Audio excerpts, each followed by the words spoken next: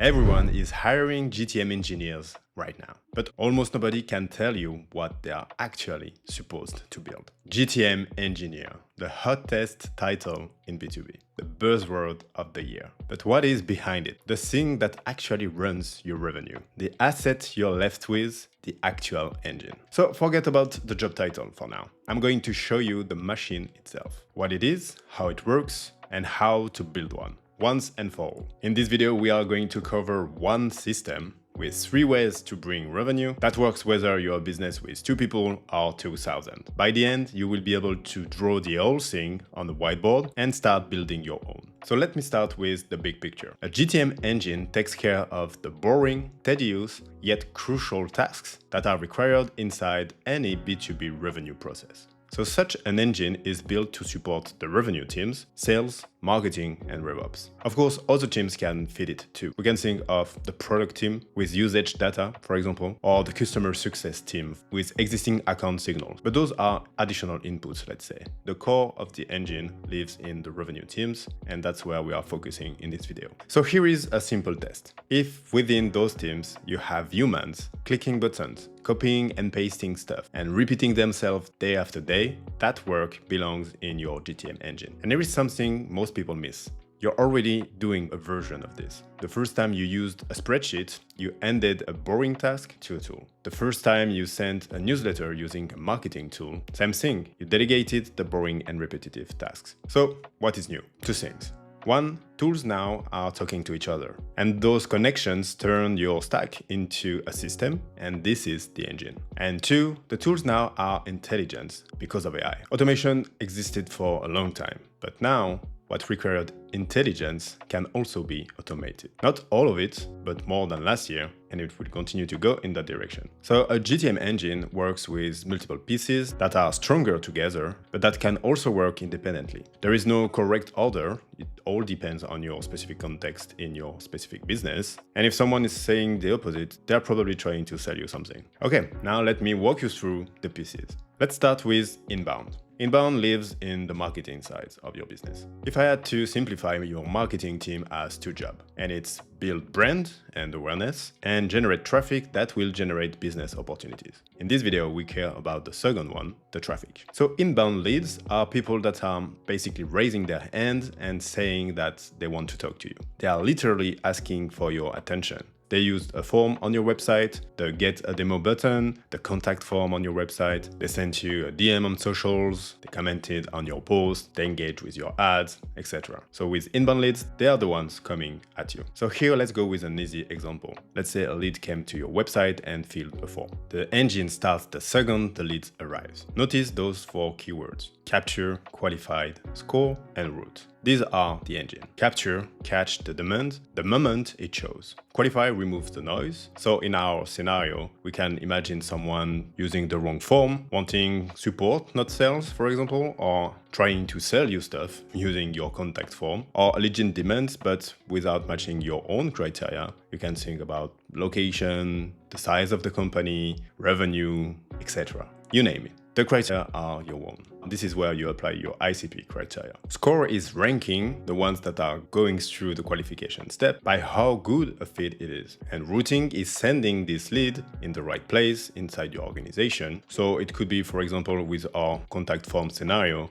Tier 1 super qualified lead goes to a salesperson for a direct call. Tier 2 goes into an email sequence, for example, so we can capture more details. And Tier 3, not qualified yet, but could be. So let's nurture them and maybe invite them to our next webinar, for example. Of course, I use this example of the contact form on the website, but you can apply this to any channel, as I said in the beginning. As long as it's someone asking you, this is inbound. And it works on your website, socials, in your events, webinars, etc. So all done onto those 4 moves: capture, qualify, score, and route. You're about to watch them repeat. So we have seen pure inbound leads. The next door is intent-led outbound, or warm outbound. And those 2 are pretty close in the way they work. The one difference is that those warm leads are not raising their hands and asking you to talk to them. They are showing you intent. And this is where the famous intent signals come in. So back to our website example. Some have filled the form,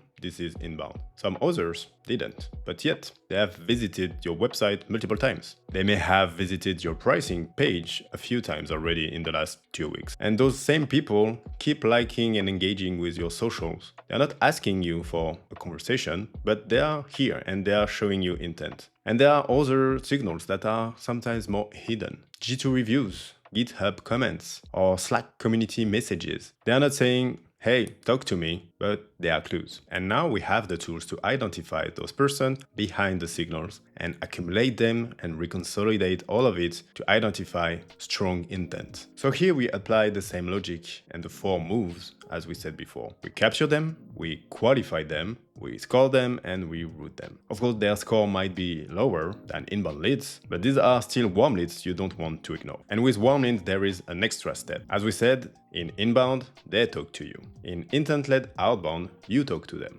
based on the intent they have showed. And now the GTM engines makes more sense because listening to all those signals across the entire internet and different sources would be impossible to sustain with human team. That would take all their time and resources. And here we are back to what we said in the intro.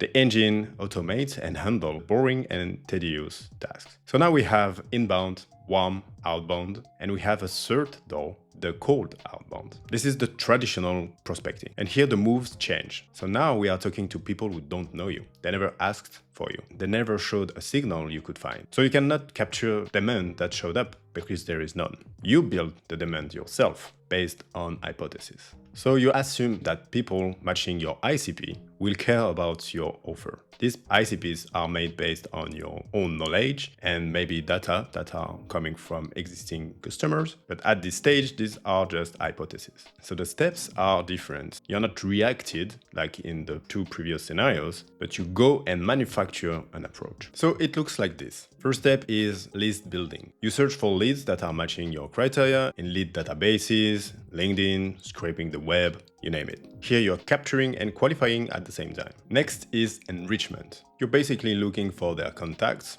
email or phone number, depending on the channels you want to use. Next is personalization. This is where you make a research to make sure you bring relevant points to the conversation you're about to start. And this is also where signals come back. They're here to add relevance and timing in this conversation that you already decided to start. So it's a bit different than what we saw in the intent-led outbound with the warm leads, where the signals were the trigger of the conversation. Here we search for signals to add to this conversation that we decided to start. And finally, the next step is to actually send using a sequencing tool through the channels of your choice, emails, phone calls, LinkedIn DMs, or usually a mix. Multi-channel campaigns are often the more efficient. So here you're not sorting demand that comes to you, you are creating it. And here again, those steps are made of tedious and boring repetitive tasks that your GTM engine must handle. So now you have seen the whole front of the machine. The 3 doors, inbound, warm leads, intent-led outbound, and cold outbound. The first 2 runs on the same moves, capturing, qualifying, scoring, and routing, and the third builds the demand based on hypothesis. Different shapes, same engine, and same goal, a qualified conversation without a human doing the boring task. Quick but important side note. I talk about GTM Alpha quite a lot. GTM Alpha means that you have a specific insight in your market that makes you stand out and be extra relevant. This applies in both intent-led and cold outbound. It matters because smart outreach is the new norm now. It replaced the spray and pray approach, and this is good. But being relevant and on time is not an edge anymore. It's the new standard. Relevance is cheap now. So to stand out, you actually need more. This is the GTM Alpha. You need the one thing nobody else knows when they reach out. The proof that you understand your target's words deeper than your competitors. And the GTM engines, once more, help you find it. It searches hidden data. Look at sources only you know exists. It combines signals and draws a conclusion none of them gave alone. And all of this at scales with high quality standards. The rule to take from this is that new technologies and new tools allow you to do more, but that does not mean you should do more. means that you should do better. Automate quality, not just quantity. Okay, so far the engine helps sales and marketing to talk to more people that are qualified. And that is great. But it doesn't stop here. The next piece lives in RevOps. Everything coming from the 3 different doors that we mentioned before gets captured, manipulated, and stored into one source of truth, usually the CRM. So let me talk about how the engine interacts with your CRM. First, cleaning and housekeeping rules to respect. When you capture, qualify, score, and route, you need rules on how all of this is saved in your CRM. Otherwise, you're just adding noise and in systems that are quite often already a mess. Obviously, this is not the goal with our GTM engine. And actually, it's quite the opposite. The engine removes the noise. It kills duplicates. It cleans the data, fills the gaps, updates every entry. The engine is constantly watching, not just dumping. So yeah, that's not the most exciting part, but you need rules to make sure that everybody is on the same page and that the data coming from outside is used properly. But the engine doesn't just look outside for new demand. It also watches what is happening inside your own data. Your champion at company A just moved to company B. This is crucial information for your account executive.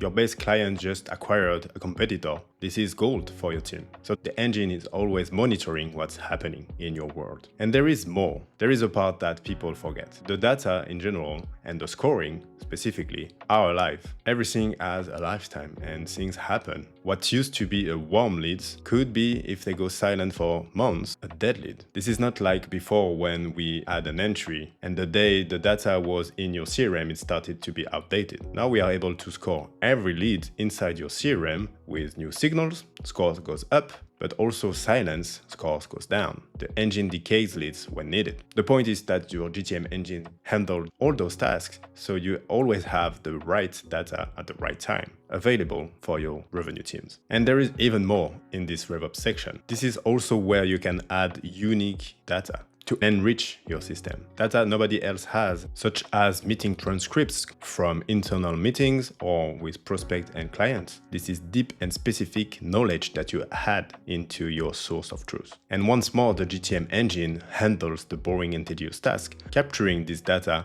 automatically and adding it in the right format, in the right place, in the right time for future usage, such as, for example, a rep that is preparing for the next call that can just ask to the system what happened last time. And this is actually the last mission of the GTM engine in this RevOps part, is to serve this data to the right person at the right time, in the right place, to increase productivity. And let me add one more reason why having a GTM engine is important and matters more every month. AI agents, they need your business data to be relevant. If your data is not clean and up to date, not only your humans won't be able to use it, but your agents won't either. The engine fits both your humans and your agents. So zoom all the way out. A GTM engine in B2B supports your revenue teams, sales, marketing, and RevOps. It has 3 doors, 2 warm doors, inbound and intent-led outbound, that run the same 4 moves: capture, qualify, score, and route. The third door, the cold outbound, built from a hypothesis with lists, enrichment, personalization, and sequencing. Then you have one source of truth underneath, which is your CRM. It keeps every record clean and up to date, and every score alive. The entire engine in one breath, it captures, identifies, qualifies, scores, routes, monitors, updates, and serves the best data you have so your company makes more revenue. That is the whole thing. One system built from pieces, you build one at a time, in any order that fits your priorities. And that title nobody could define in the beginning of this video, the GTM engineer, is simply the person who builds the GTM engine. Now you know what they built. So I hope you enjoyed this breakdown and that it gave you more clarity on what a GTM engine is and can do for your business and revenue. And if you enjoyed it, please subscribe and ask your questions in the comments. I read them all. Now go draw your version of the GTM engine and start to build it. I hope you enjoyed this video and I'll see you in the next one.